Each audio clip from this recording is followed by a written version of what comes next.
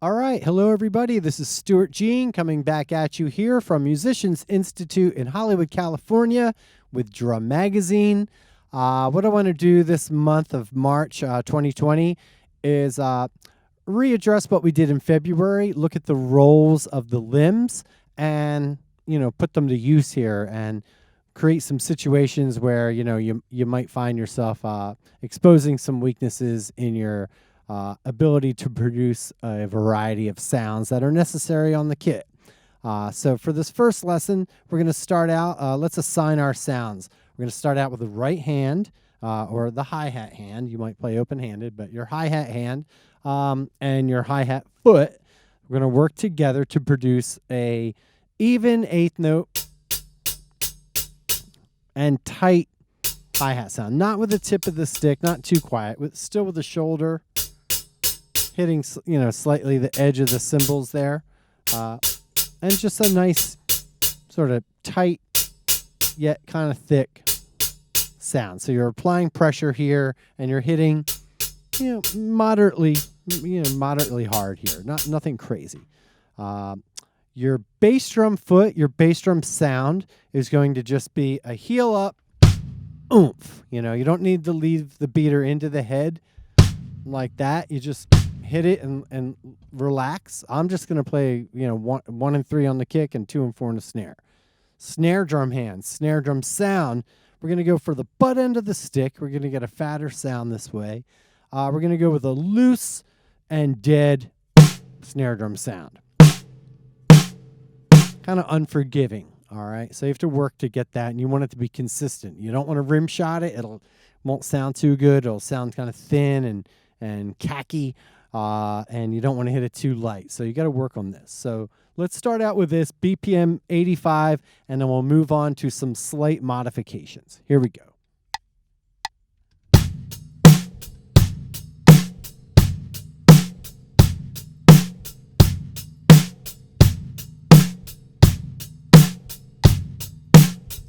Okay, great. Now that we have that one down, let's now look at the hi-hat. Let's get a thicker... Let's take a little pressure off with the left foot, with a hi-hat foot, and still hitting the every note the same. We're not going to put any accents, or we're going to put all accents. Let's go for a thicker, longer sound. Like that. Same tempo, everything else the same. Here we go.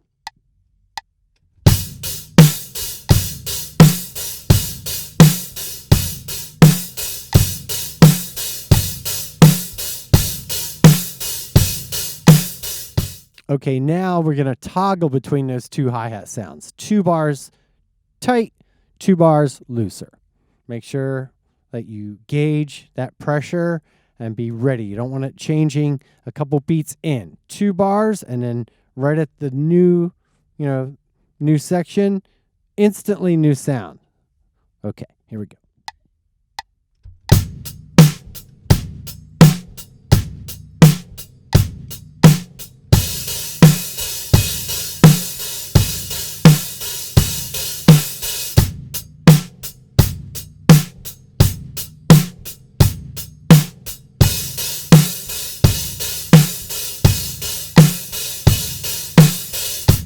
Okay, so already you may be discovering like, oh, it takes me a second to find that pressure, or it's catching me by surprise. I'm focusing on my time so much that I'm forgetting about the pressure and spacing out on it. So it's just a new way to focus your thinking here.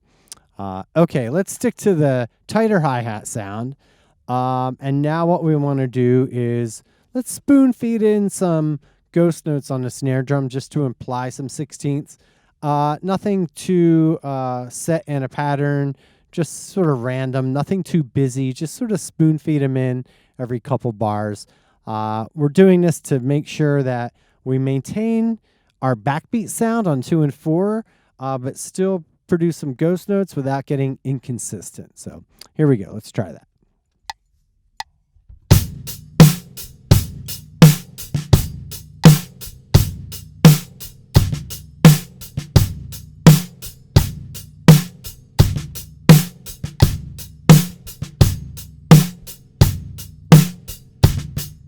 Okay, cool. So that might again show like you may have a hard time deciding when to put them in. You may feel like you have to play a set pattern, and you're not sure what decisions to make on when to put them in. And you might find that your hand is traveling around a little bit, or the stick is moving. So yeah, there's that one.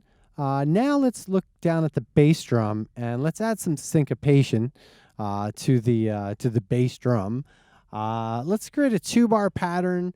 I just wrote something out here. I'm just gonna read it here. Just gonna shift a couple notes, add a couple notes, and what we want to do is make sure 1, our time stays consistent.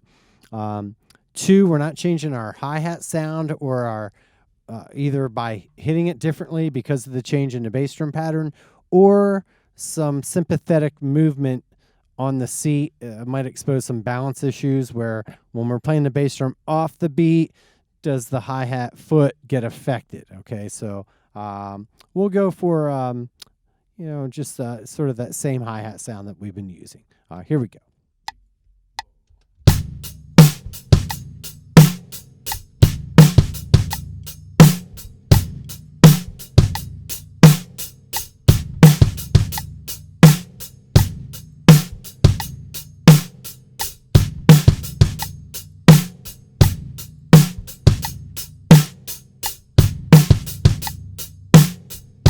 Okay, let's get the hi-hat involved with the left foot. Let's open the hi-hat here and there.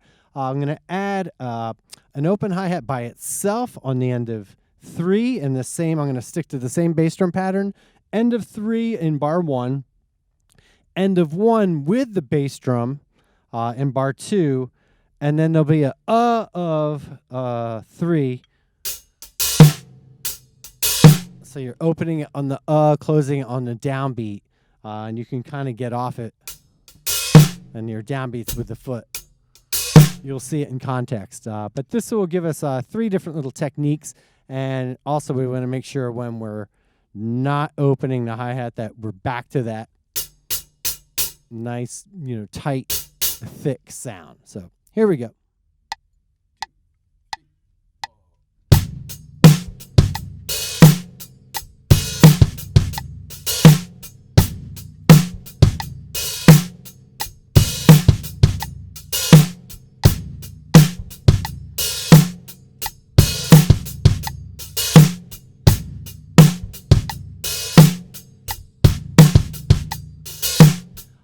So let's put all that together.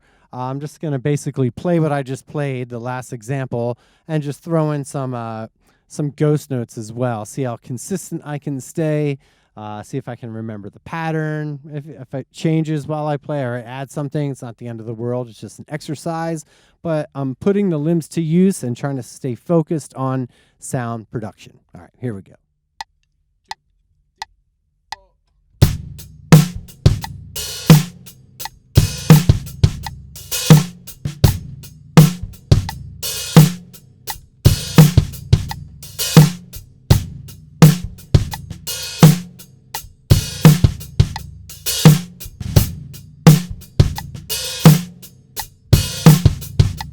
That's our groove for the day and our sound assignments for the rest of the month. I'll walk you through new grooves and new rolls for the limbs and for the sounds that we must produce. So thanks for checking this out, everybody, and we'll get more coming to you soon. Take care. Bye-bye.